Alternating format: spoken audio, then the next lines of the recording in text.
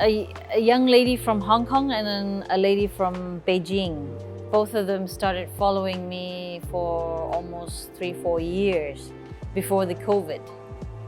And then, of course, as we were all affected by the COVID, so it delayed for another 3 years. So finally it's ready. Probably it's meant to be at this time that people should see it. Well, meaningful or not meaningful, I don't know if I would be able to claim anything on that, but somehow the filmmaker, the director, found some interest in my lifestyle. I don't know exactly what it is, but I definitely know that I have a very unconventional way of life. In a way, yes, of course, it's predictable that as a being Buddhist nun, that's people can imagine how I should be living, but at the same time I kind of have my own way of living, which sometimes is not very comfortable for people to, accept it. Right. Yeah, so probably it's a blend of a story how I do things in my life as being a very unconventional personality.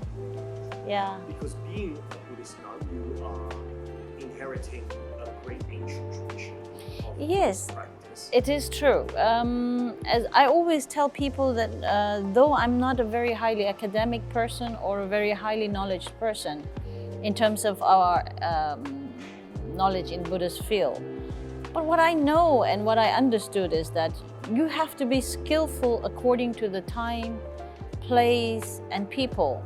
But the most important thing is to be kind and thoughtful. So however way you can deliver that, then I think it's meaningful. Yes, I did use music as a tool or the medium to really make that approach in more effective way. Because as the time as we are in, which is very modern time, or called the civilized society we are in, such where everything is becoming so like a machine. You're supposed to function in such a way that is always should be based on the value of transaction. And humanity is, of course, has been and will be, and it should be the core of social value, but somewhere down the line we do experience more and more so that it is kind of not the core value. So I think my aspiration has been as pure as it should be, as being a follower of Buddha, and then music I found to be the best vehicle to use to deliver that value. And of course it connected to people, and after the impact that it really delivers, which is through my pure aspiration, and then they reflect on it, and then somehow they seem to develop that desire to get closer to the wisdom.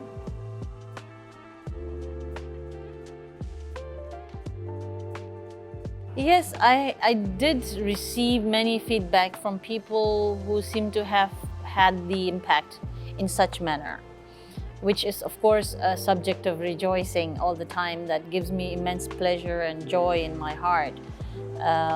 But at the same time, it is also like important for us to really shift the mind in a little wider perspective of why music is so important. Even in our ritual ceremonies in monasteries, we do definitely use music, melodies. These are used since long time. And these great enlightened beings, the Buddhas, Bodhisattvas, and the enlightened masters all use those music in order to connect or use it as a tool. But nowadays people, the conservative mindset is always getting stuck with the idea of one particular kind and the style of music that should be, carried on. And that only is Dharma. Besides that, everything else is samsaric thing that you should not indulge yourself in. So that very stuck mindset is kind of sometimes limiting us in your more impact that we are supposed to make, you know. So I just simply felt that I should try this I should evolve as the time, and then I should, you know, like use that human psychology in order to really give the right impact, because my intention is absolutely as it should be, as I've been learning from my teacher. I can sense, you know, you are implying that there was a little bit of a reaction. Yes, I mean, yeah, I sometimes feel sorry that some people are not comfortably able to accept or rejoice on that fact that my music is being able to serve, you know, the purpose of being a Dharma practitioner. Absolutely. Yeah. But if we look at the results, just objectively, Yes. Have you been able to sense any shift in yes. attitude? Definitely. It's definitely there. It's slow, but steadily, surely the impact is taking place. Otherwise, you would not probably approach me for the interview, or you know, you would not be so joyfully approaching me and really express your sense of joy in meeting each other and having this conversation. So probably this is the sign that whatever I have been doing has somehow been successful in delivering the message, you know. I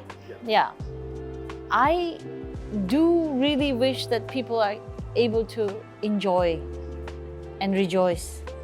Other than that, I can also understand their reservation on me being celebrated as a celebrity is something of a subject that they think that a nun should not be part of. Up to certain levels, yes, I agree. But on the other hand, subject of celebrity status and then this fame and then whatever has followed with it has been byproduct in my life. It was never the core objective of my life. So objective of my life always has been to serve the purpose as being a practitioner and the follower of a Buddha. So I'm quite hopeful that through this interview I will be able to make that clear to people so that it can give sense of joy in their heart as well. I cannot deny the fact that I do enjoy the attention and then the, you know, people who kind of treat me special. Of course I feel good, you know, and the convenience and the freedom that I enjoy when I have the resources to, you know, render some service that I probably wouldn't be possible without the resources. I do definitely enjoy that. I cannot deny the fact, you know. But at the same time, I have really made sure that I am not really carried away or kind of completely distracted by it, you know, which at times I do understand that some of our well-wishers are concerned about, which should not be a subject for a nun's life, you know. I totally understand and respect that.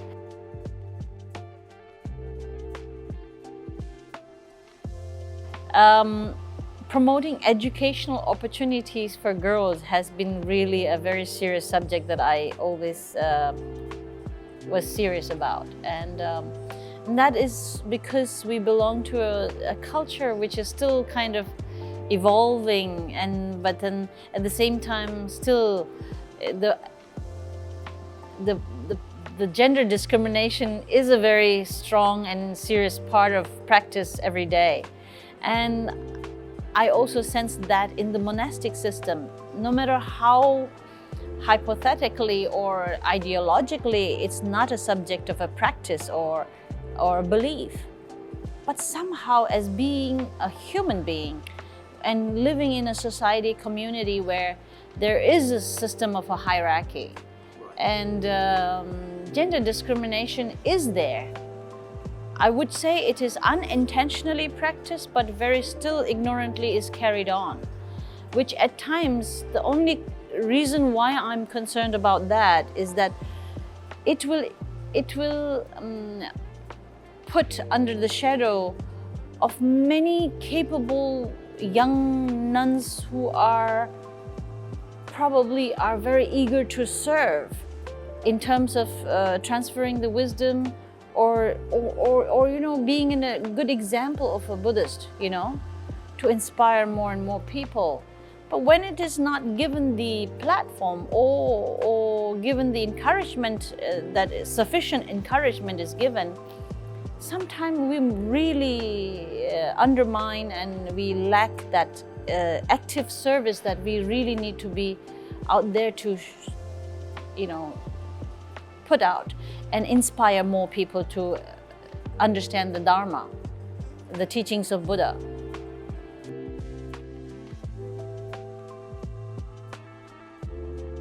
I definitely do experience in many occasions, and whenever I come across many young nuns, especially these days, every year there's a kind of a gathering organized by a government body in Nepal called the Monastic Development Trust.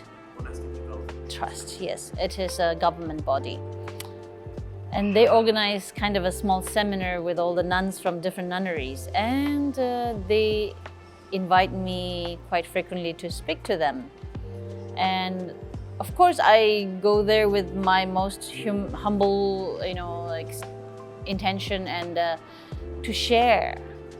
And of course, I have deep sense of joy and pride to see these young nuns coming up with very good academic knowledge, well trained in the monasteries. But then at the same time, they do express that the very conservative restriction that is applied in the monastic system is kind of somewhere discouraging or limiting their ability to reach out more people in terms of helping and serving.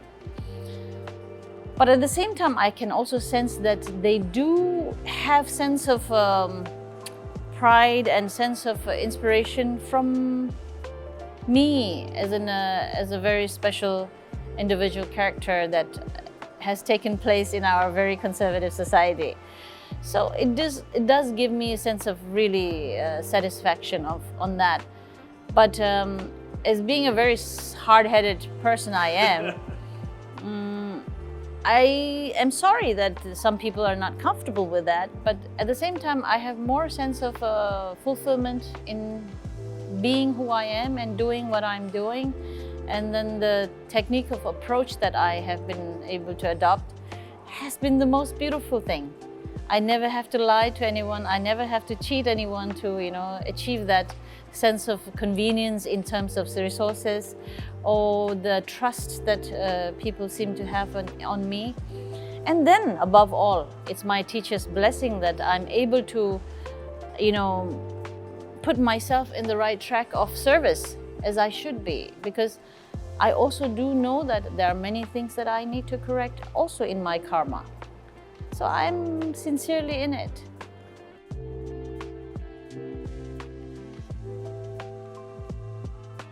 Definitely music is, spiritually, religiously or worldly, music always have been a very beautiful tool to, let people celebrate their sadness, their joy, their achievement in whatever way possible, or sorrow, sense of loss. Music has been part of it in human life, So more so, I think my kind of music will really contribute in rendering the service to people in feeling sense of spiritual spark within, because I tell people that usually the music that you think of going for a concert is like a entertainment, but I like to call it the entertainment. So I don't know if this is the right term, if there is such a word exists or not, but somehow So I call it the entertainment. And the concept is such that the worldly music is something that takes your mind up high around in imagination, fantasy, fly around, jump around, and then you feel tired and then you feel good. My kind of music has been something that really helps you to bring your mind home. And the concept of being home is where you can be yourself, not having to wear mask, and free from the fear of being judged, So when you're relaxed in being who you are without any fear, you can be in your shorts, you can be barefoot, you can take shower without shower, you are dressed, undressed, however you are just comfortable. And that state of mind is experienced when I am singing, and that is because I myself am practicing that when I'm singing. I'm not singing is to entertain anyone. It's really purely as I should be singing, as I've been trained to. The only difference that you people can find is the framing of the music, the song itself, how it is being presented, the packaging. I'm using modern instruments like guitar or a flute or a drum or sarangi that I have. So the packaging has been different. In order to attract a child to do something meaningful, you would lure the person, or the child, right? So similarly, that's what I'm doing. The modern society, the modern younger generation loves modern music. So I'm using simply the modern music in order to deliver the essential goodies that it carries. So that's how I have been doing it, and music definitely actually, how do I put it? Music definitely fulfills my aspiration. See, more and more I have received group of fans that came to Nepal to see me, especially like Ukrainian people. There have been in 10s and 20s and 30s of numbers of Ukrainian people coming to Nepal and expressing their gratitude towards me, saying that during this very hard time in their life, my music has really been a big support in their life to sense this stability and sense of strength within, and they've been practicing meditation using my music, and my music has helped them a lot. So that is really, really very satisfying and really humbling experience for me. And at the time where people are really stressed under this pressure of this modernization of how you should be living a very successful life, that is evaluated by how much money you have and how big house you own, or what kind of expensive gadget you carry, and so on, or who you associate yourself with. Whereas this music is a sense of experience for them to, focus inside and then, breathe it out.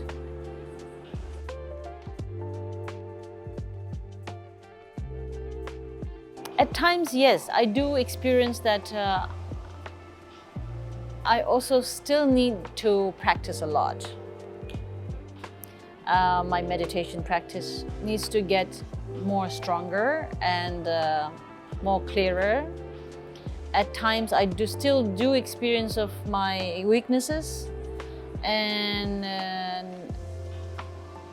in spite of all those great teachings that I have been so blessed by my teacher, I feel like not diligent enough that I have been in practicing them. More and more as I get biologically older, I want to spend more time in isolation, in retreat. I I really look forward to that more, so that I can be an example in the true sense, rather than just becoming an intellectual entertainer. You know, I believe in Buddha's teaching. I try to live by it, but due to certain weaknesses and due to certain karmic imprints that from my past life, probably out of a result of some bad karma maybe, I still need to correct them, and I am very clear on that. And I'm trying to spend more time in isolation, in retreat, to reflect on that and then practice it. But at the same time, I'm also using some other method in serving the society in a form of really like a physical form. Whereas we have this culture in monastic system of being in meditation, isolation, and doing pujas and in practice of visualizational process of compassion and so on. But now I really want to go out there in the world and then touch those people, and then be able to feel that deep sense of love and kindness towards them, and deep sense of gratitude for being able to come across that experience. You know, since last couple of years, I've been doing every year as a campaign of 30 to 40 days of service on the road, with some very young, beautiful volunteers with me. We pick up people on street who are suffering with mental illness and who are suffering with poverty, of course, very injured, and in the midst of very cold weather, they have to live in outdoor, on the street. So we've been picking them up, we've been cleaning them and taking care of them medically, and really be able to live that love, and then the sense of kindness and compassion that we really talk about. We value so much, we believe in it. But in order to be able to live that is something very blessed, I feel. So I have been trying to do that. And the byproduct of that is not necessarily just only directly who is being served is benefited, but people who sees that service is being rendered, they feel sense of joy in their deep heart, part of their life, and they kind of feel inspired. And even to celebrate that at that moment, locally by the people, at the same time the local government. So indirectly, it's carrying a very strong ripple effect. Yeah, so I'm enjoying that as well. Yeah, so, but at the end, I feel like I'm so grateful to these people on street. I often feel that maybe these are the enlightened beings who are kind of dramatizing their appearance in such a manner to invoke my deepest compassion and kindness, so that I can purify myself. And I'm very grateful for that.